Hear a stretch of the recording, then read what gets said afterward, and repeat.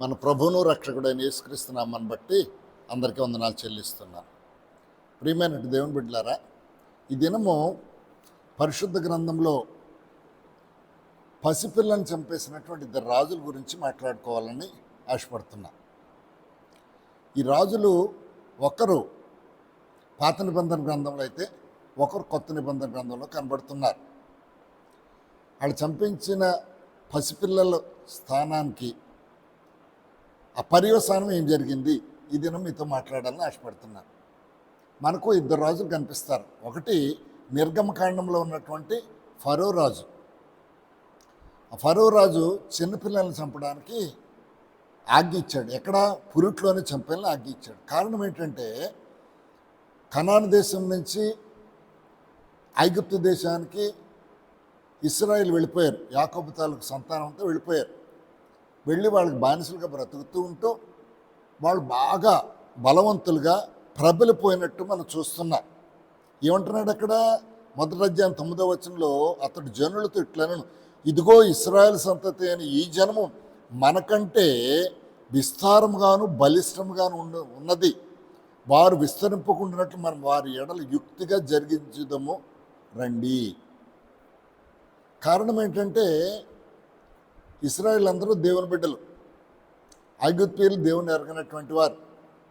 వాళ్ళు బాగా ప్రబలిపోతున్నారు, బలిష్ఠులుగా కూడా తయారైపోతున్నారు. వాళ్ళు ఎలాగైనా అంతమొందించాలని ఐగుప్తు రాజు ఫరో రాజు ఆలోచించాడు. ఆలోచించి ఎలాగా మగపిల్లలందరినీ చంపించేయాలి. అక్కడ ఉన్నటువంటి వారికి మంత్రస్వాములతో మాట్లాడించాడు రాజు. మాట్లాడి మీరేం చేయాలంటే కాన్పుల పీటల మీద మీరు చూసినప్పుడు మగపిల్లాడైతే చంపేయండి, ఆడపిల్ల అయితే బ్రతికినవ్వండి. అప్పుడు ఏమవుతుందంటే ఐగుప్తు మగవాళ్ళు పెళ్ళిళ్ళు చేసుకుంటారో లేకపోతే పిల్లల్ని కంటారు, వాళ్ళందరూ మనవాళ్ళు అయిపోతారు. ఇప్పుడు ఏమైపోతుంది? ఇశ్రాయేల్ జనాంగం తగ్గిపోతుంది. ఇవి జరిగిన తర్వాత కూడా ఇంకా మగపిల్లలు కనబడుతూ ఉన్నారు. రాజు అడిగాడు, వాళ్ళు పిలిచి, ఎందుకు వీళ్ళు ఇంకా మగపిల్లలు కనబడుతున్నారంటే, అయ్యా హెబ్రీ స్త్రీలు ఐగుప్తు స్త్రీల వంటి వారు కాదు, వాళ్ళు చాలా చురుకైనటువంటి వారు. మేము వాళ్ళ దగ్గర కాన్పులకు వెళదాం అనుకుని లోపలనే వాళ్ళ పిల్లల్ని కనేస్తున్నారు వాళ్ళు అని చెప్పారు. దేనికోసమంటే వాళ్ళు ఇశ్రాయేల్ దేవునికి భయపడ్డారు. అంచేత ఏమైపోయిందంటే మంత్రసానులు దేవునికి భయపడినందున వారికి వంశాభివృద్ధి కలుగు చేశాను. ఇంకేమన్నాడు? పుట్టినటువంటి ప్రతి ఒకవేళ పుట్టి బతికితే వాళ్ళని ఏం చేయాలి? నదిలో పారేసేయండి, కుమార్తెను బతకనియండి. ఇది రాజుగారి ఆజ్ఞ.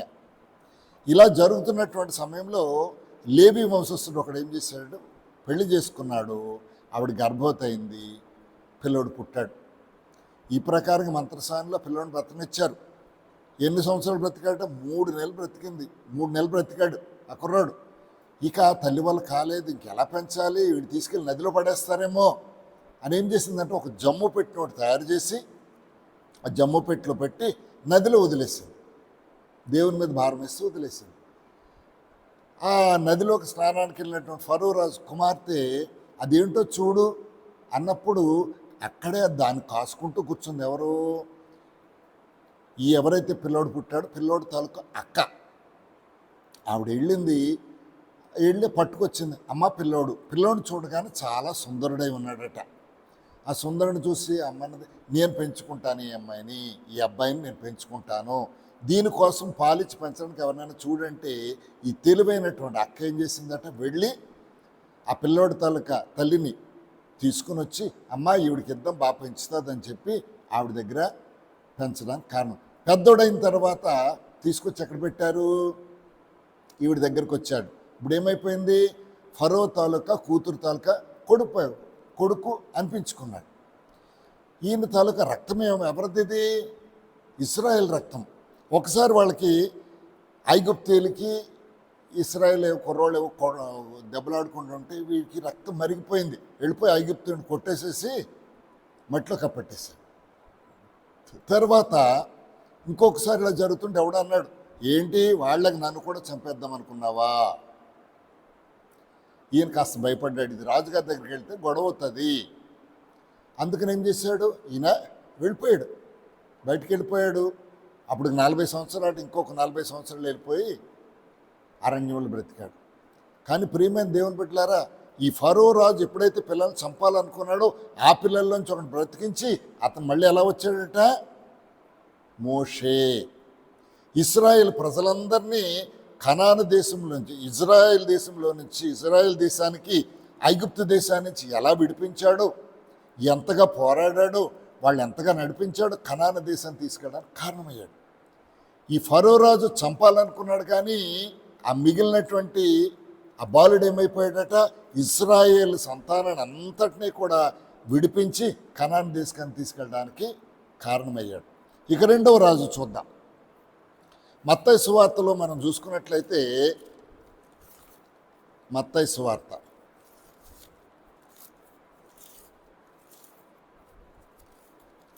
ఇక్కడ మనం చూసుకున్నట్లయితే 2వ అధ్యాయంలో చూస్తే అక్కడ రాజు హేరోదు. ఇక్కడ కూడా మొదట చంపింది ఇశ్రాయేల్ పిల్లల్నే, ఇక్కడ కూడా ఇశ్రాయేల్ పిల్లల్నే, అలాగే యూదుల పిల్లల్ని అన్నమాట మనం జ్ఞాపకం చేసుకోవాలి. ఈ హేరోదు దినాల్లో అక్కడికి ఏం చేశారట, 3 తూర్పు దేశపు జ్ఞానులు వచ్చారు. వచ్చి సరాసరిగా వచ్చి ఎక్కడికి వచ్చారు, ఈ రాజు దగ్గరికి వచ్చి ఏమడుగుతున్నారు, యూదుల రాజుగా పుట్టినవాడు ఎక్కడా, అతను చూడడానికి పూజించడానికి వచ్చాము. ఈ మాట వెనకాల కలవరపడిపోయాడు. అరే, మా ఇంట్లో ఎవరు పుట్టలేదే, నాకు సంతానం లేదే, ఎవరు రాజు అవుతాడు, ఎవరైనా రాజున్నాడా, వాళ్ళనేది మభ్యపెట్టి ఎక్కడ లేదు, మీరు వెళ్ళండి వెతకండి, వెతికితే నాకు కూడా సమాచారం తేండి అని చెప్పి వాళ్ళు పంపించేశాడు. తర్వాత ఏం చేశాడట, ఇక్కడ ఉన్నటువంటి వాళ్ళందరినీ, జ్ఞానుల్ని, శాస్త్రుల్ని, వీళ్ళందరినీ పిలిపించాడు. వాళ్ళు ఏదో చెప్తున్నారు, ఏంటో యూదుల రాజుగా పుడతాడట, మీ లేఖనాలు పరిశీలించండి. అవునండి, ఇక్కడే పుడతాడు, ఖచ్చితంగా ఇక్కడే పుడతాడని వ్రాయబడి ఉంది. అప్పుడు ఏం చేశాడట, జ్ఞానుల్ని, ఆ పిల్లలు వెళ్ళిన విషయాన్ని తెలుసుకుని వీళ్ళతో ఏం చెప్పాడు, మీరు వెళ్ళి పూజించి నాకు రండి. జ్ఞానులు వెళ్ళారు, యేసుప్రభుని కనుగొన్నారు, వాళ్ళని పూజించారు, కానుకలు అర్పించారు. తిరిగి వస్తూ ఉంటే దేవుడు వారికి కలలో కనిపించి, ఈ రాజు మిమ్మల్ని ఇబ్బంది పెట్టాలి, చంపాలని చూస్తున్నాడు, కాబట్టి మీరు ఇటు వెళ్లకుండా వేరే దారిని వెళ్ళిపోండి అని వేరే దారికి వెళ్ళిపోయారు. ఈ రాజు ఏం చేస్తున్నాడు, వీళ్ళు తిరిగి వస్తారు, సమాచారం చెప్తారని చూశాడు. ఈ లోపల పుట్టినటువంటి బిడ్డ యేసుప్రభు, ఆ యేసుప్రభు తండ్రి యోసేపుకి దేవుడు కల్లో కనిపించి, యూదుల రాజు, ఇప్పుడున్నటువంటి యూదుల రాజు హేరోదు పిల్లోని చంపడానికి ఉన్నాడు, చూస్తున్నాడు, కాబట్టి మీరేం చేస్తారంటే ఐగుప్తు దేశానికి వెళ్ళిపోండి, ఆ రాజు చచ్చిపోయిన తర్వాత వద్దురుగానని దేవుడు వారికి కల్లో కనిపించి చెప్పాడు. వాళ్ళు వెళ్ళిపోయారు. ఇదంతా జరిగిన తర్వాత వీళ్ళు తిరిగి రాకపోవడం చూసి ఇతనికి చాలా కోపం వచ్చేసింది హేరోదుకి. అప్పుడు వీళ్ళందరినీ పిలిచాడు. ఈ నక్షత్రం వచ్చినటువంటి ప్రకారము ఎంతకాలం అయి ఉంటుంది, సుమారుగా 1.5 సంవత్సరం నుంచి 2 ఏళ్ళు పట్టి ఉంటుంది ఆ పిల్లోడు పుట్టి. అందుకేం చేశాడట, ఆగ్రహం తెచ్చుకొని జ్ఞానులు అన్న వివరంగా తెలుసుకున్న కాలం బట్టి బెత్లెహేంలోను దాని సకల ప్రాంతంలోనూ 2 సంవత్సరం మొదలుకొని తక్కువ వయసు గల మగపిల్లలందరినీ చంపేయండి. యూదా దేశంలో ఎవరు ఉంటారు, ఇశ్రాయేల్ దేశంలో ఉండేది ఎవరు, ఇశ్రాయేలు యూదులే ఉంటారు. అంటే ఇక్కడ కూడా మగపిల్లలందరినీ చంపేయండి. అందుకే అక్కడ ఏం రాయబడి ఉన్నది, రామాలో అంగలార్పు వినబడెను, ఏడ్పును మహారోదనము కలిగెను. ఆ పిల్లలందరినీ, ఎవరైతే పిల్లలు ఉన్నారో 2 సంవత్సరాల లోపల ఉన్న పిల్లలందరినీ చంపేశారు. ప్రియమైన దేవుని బిడ్డారు. కానీ మిగిలిపోబడినటువంటి ప్రభు అయిన యేసుక్రీస్తు మాత్రం ఎక్కడ పెరుగుతున్నాడు, ఐగుప్తులో పెరుగుతున్నాడు. ఈయన పెరిగి పెద్దవాడే ఏం చేశాడు, మనకందరికీ తెలుసు, ప్రపంచంలో ఉన్నటువంటి పాపులందరినీ విమోచించడానికి, మనలాంటి వాళ్ళందరినీ, పాపశాపాలు ఉన్నటువంటి వారిని విడిపించడానికి ఆయన పెరిగి పెద్దవాడై తన రక్తాన్ని ఇచ్చి, తన శరీరాన్ని ఇచ్చి, కలువరిశిలో మరణించి, అక్కడ ఫరో రాజు చంపేయగా మిగిలినటువంటి మోషే ఐగుప్తు నుంచి ఇశ్రాయేలు మాత్రం విడిపించగలిగాడు. ఇక్కడేమైపోయింది, హేరోదు రాజు చంపగా మిగిలిపోయినట్టు ఒక పిల్లవాడు ప్రభు అయిన యేసుక్రీస్తు ఈ లోకమంతటికి రక్షణ తీసుకురావడానికి కారణమయ్యాడు. కాబట్టి ప్రియమైన దేవుని బిడ్డలారా, ఒక వాక్యం నాకు గుర్తొస్తుంది. నీకు వ్యతిరేకంగా రూపించబడినటువంటి ఏ ఆయుధమో వర్ధిల్లదు.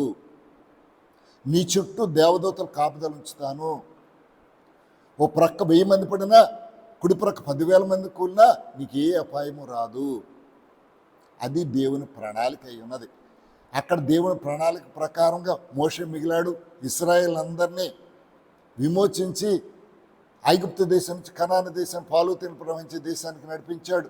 ఇప్పుడు రెండవసారిగా హేరోదు శాసనాన్ని నుంచి తప్పించుకున్నటువంటి బాలుడు ప్రభు అయిన యేసుక్రీస్తు పెరిగి మనందరి కోసము పరమ కణానికి చేర్చడానికి ఆయన తన శరీరాన్ని రక్తాన్ని ధారపోశాడు.